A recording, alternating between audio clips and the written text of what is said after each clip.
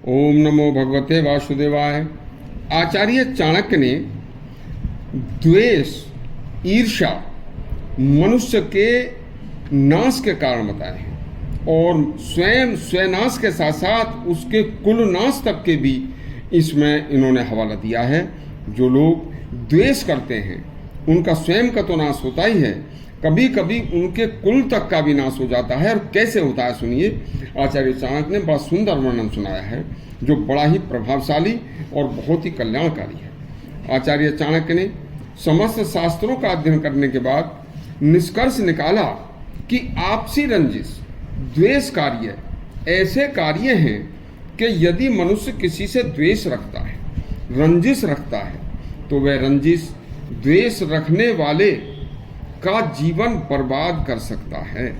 और जीवन तो जीवन, द्वेष ऐसी बीमारी है कि यदि भगवान ने करे किसी को यह द्वेष की बीमारी लग जाए, यानी वह किसी से द्वेष करने लगे, तो उस द्वेष रूपी बीमारी में जलता हुआ मनुष्य स्वयं तो हर हालत में नष्ट होता ही है, इसके अलावा द्वेष रूपी बीमारी से ग्रस्त व्यक्ति का कुल नाश भी हो जाता है।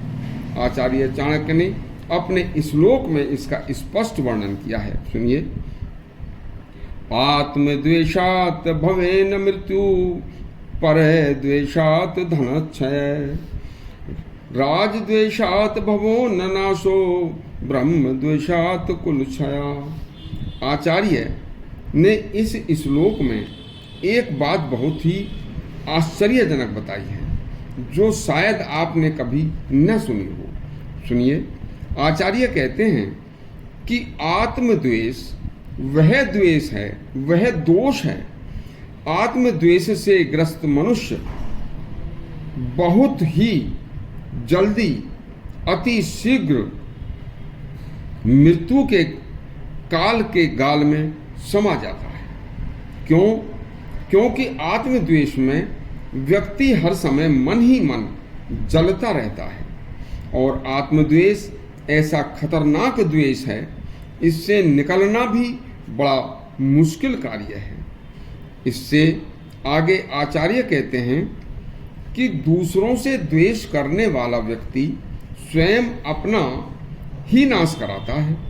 आचार्य कहते हैं कि दूसरों से द्वेष रखने वाले व्यक्ति का धन का, स्वयं का धन का नाश हो जाता है। इसलिए अपने धन का नाश होने से बचाना चाहते हो तो किसी दूसरे से द्वेष मत करो, दूसरे को देखकर मत चलो। तीसरे नंबर पर आचार्य कहते हैं राजा से द्वेष करने वाले का भी अपना ही नाश होता है। इसलिए कभी राजा से, यानी कि राज्य से द्वेष नहीं करना चाहिए, वो आप किसी के हित में नहीं होता। चौथे नंबर पर आचार्य कहते हैं कि विद्वान या किसी गरीब से गरीब ब्राह्मण से भी द्वेष करने वाले के कुल का नाश हो जाता है।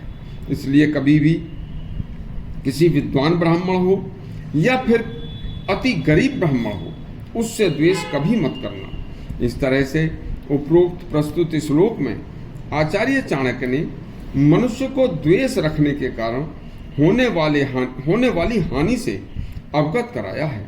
आचार्य कहते हैं द्वेष चाहे स्वयं से हो या दूसरे से हो, उसका परिणाम हर हालत में हानिकारक ही होता है। देखिए, और हानि भी ऐसी कि स्वयं के भी प्राण ले सकती है वह हानि, और इतना ही नहीं, द्वेष करने वाले के कुल को भी नष्ट कर सकती है।